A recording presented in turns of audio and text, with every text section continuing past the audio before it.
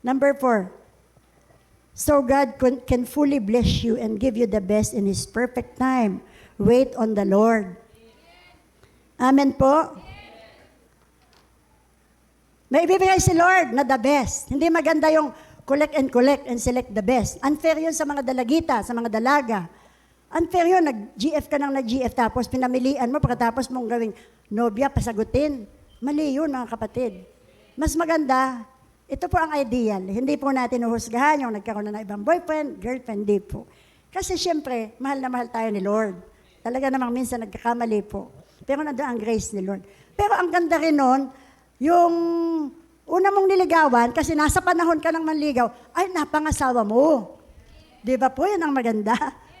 Talagang precious ang love. Amen po? Alam niyo po, si Pastor, ako ang una niyang GF. Siya ang una kong BF. 24 years old ako nang ako'y magpaligaw. 28 siya, nagpaligaw at handang magpakasal, handang magpamilya. At boto sa akin lahat ng future parents-in-law ko, mga future bayaw at hipag, nakilala ko ang family nila habang nagtuturo ako sa school. At yung parents ko, nung makita po si Pastor Amon, botong-boto rin, pati mga kapatid ko. Masaya po ang kasal na boto ang parehong, sabi nga sa Tagalog, partido. Amen po? Yung blessing, lubos-lubos. Ang isang palatandaan na mali ang magligawan ng mga bata, nagagalit si tatay, nanay. O sa halip na i-bless ka, masama ang loob. Hindi gusto ni Lord yun. Ang gusto ni Lord, ang magulang, ang nagpapayong, nag-umbrella ng blessing, ng bendisyon, sabi nga. Kasi masaya, hindi mo pinapalungkot, hindi mo binibigyan ng problema. Siyempre, mag-aalala po ang mga nanay. Kung maaga tayong nagpayag, sige, magligawan lang kayo, okay lang kayo. Alas 9 ng gabi. Alas 6 ang labas sa school, alas 9, wala pa. Alam mo, may boyfriend yung anak mo. Alam mo, may girlfriend. Siyempre, kakabahan ang magulang. Lalo na, tayo mga born again. Gusto natin mabuhay ng may kabanalan. Kasi ang katawan na ito, templo ng Holy Spirit. Wawasakin ni Lord yung dumudungis sa templo niya.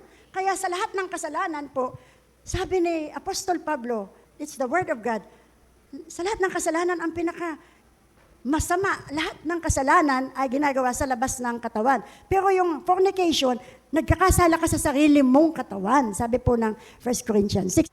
Yung mga anak po namin, yung naging boyfriend nila, girlfriend, sila ang napangasawa nila. Although may isa po, kaming anak na, I'm sure nang hinayang yung hindi niya nakatuluyan.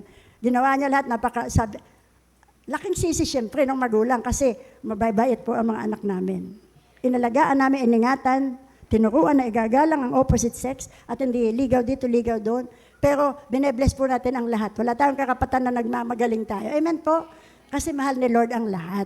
Hindi ko sinasabing gayahin ninyo kami lahat, dapat ganyan. Hindi po, just an example. Kasi mas maganda ang nakikinig sa turo. Proverbs 9:9, sabihan mo ang matalino at lalong tatalino. Pangaralan mo ang mapanginsulto, magagalit pa sa'yo. Sabi po ng Proverbs 9:7-9. Amen po?